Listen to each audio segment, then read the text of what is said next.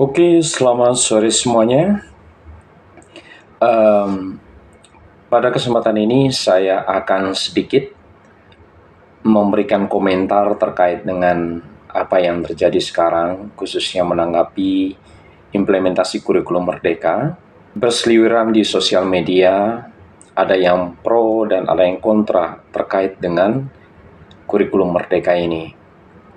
Dan memang kasat mata bisa dikatakan bahwa kurikulum Merdeka seolah-olah itu gagal, bisa dikatakan demikian karena pada umumnya yang saya lihat ini netizen melihat dari beberapa informasi yang terkait dengan anak tidak bisa membaca atau menulis atau tidak bisa menyebutkan kepanjangan dari MPR dan seterusnya gitu.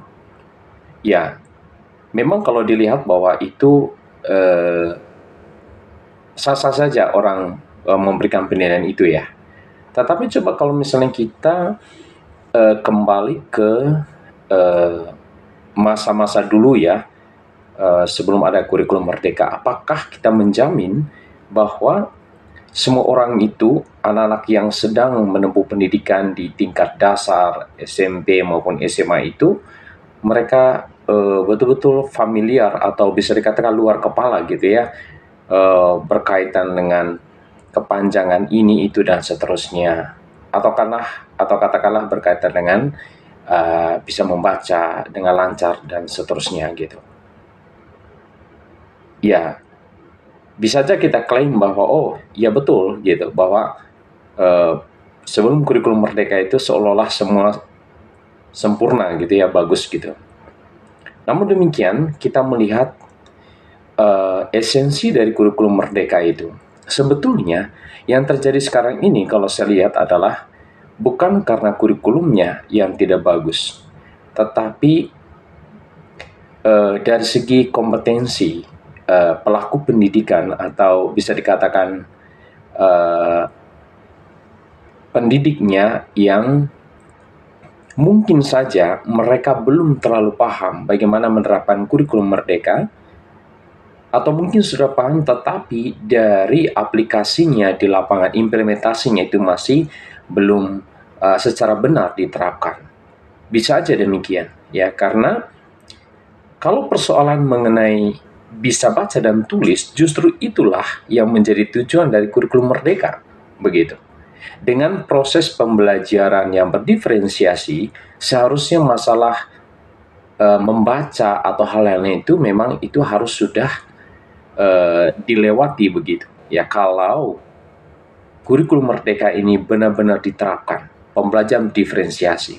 Nah, apa yang dilakukan seorang guru ketika sebelum memulai pembelajaran? Ya, dia akan lakukan yang pertama adalah assessment diagnosis. Ya, itu adalah assessment awal yang memang dilakukan oleh seorang guru, dan itu harus dilakukan oleh mereka supaya betul-betul mengetahui mengenai kebutuhan belajar siswa. Katakanlah dia tidak bisa membaca. Nah, kalau tidak bisa membaca, berarti treatmentnya apa? Ya, dia harus bisa membaca atau desain pembelajaran atau apa saja yang dilakukan oleh guru itu harus memastikan bahwa anak itu bisa membaca. Jadi kurang lebih begitu gambarannya kalau kita ngomong mengenai kurikulum Merdeka. Jadi dalam hal ini masalahnya sebetulnya pada prosesnya, jadi bukan pada kurikulumnya.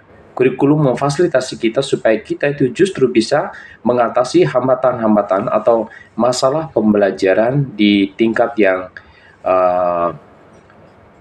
tiga sekolah atau levelnya adalah level di sekolah begitu, sehingga betul-betul bisa mengatasi persoalan yang ada. Nah, kemudian juga mereka katakan mengenai akhlak sekarang ini amburadul dan seterusnya. Nah, pertanyaan saya adalah, apakah itu betul-betul karena kurikulum? Atau mungkin karena lingkungan sosial, kemudian lingkungan sosial media, digitalisasi sekarang ini yang begitu pesat, sehingga hal itu mempengaruhi cara berpikir anak, kemudian mempengaruhi psikis anak, dan hal itu yang justru membuat atau memberikan kontribusi besar terhadap perkembangan psikis anak begitu. Jadi kalau saya lihat adalah masalah yang kompleks. Jadi bukan pada kurikulum, tetapi pada lingkungan sosial kemasyarakatan, ya. Tentu saja termasuk di dalam adalah situasi di dalam keluarga, kemudian situasi di sekolah bisa memberikan kontribusi juga, tetapi lebih dari itu adalah situasi secara sosial media yang begitu pesat dan anak memegang Android sendiri dan mereka bisa mengakses kapan saja. Hal itu berpengaruh terhadap perkembangan psikis mereka. Sehingga banyak informasi yang benar-benar ditelan begitu saja, tidak bisa difilter. Oleh karena memang hambatan-hambatan dari diri mereka sendiri sebagai pribadi yang memang belum saatnya untuk bisa memfilter ini baik dan ini tidak baik dan seterusnya.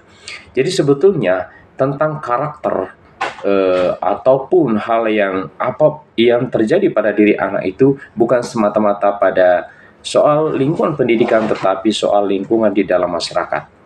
Dan saya lihat adalah hal ini yang sangat nampak sekali sekarang ini, bahwa kita perlu untuk melihat secara lebih jauh. Jadi bukan karena kurikulumnya. Sehingga kalau saya secara pribadi, kurikulum yang kita terapkan sekarang, kurikulum merdeka, ini tidak salah.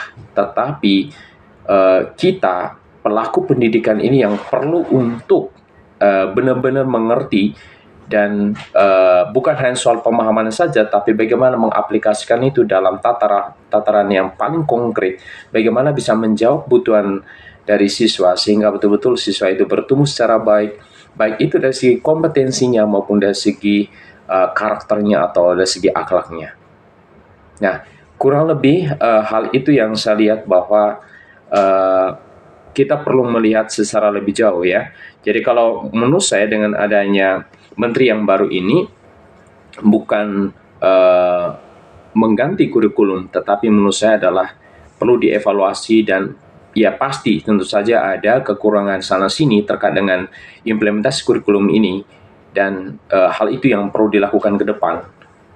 Bagaimana memastikan bahwa itu benar-benar dijalankan dalam konteks yang sangat konkret ya, sesuai dengan satuan pendidikan masing-masing sehingga betul-betul itu bisa menjawab kebutuhan siswa atau kebutuhan peserta didik.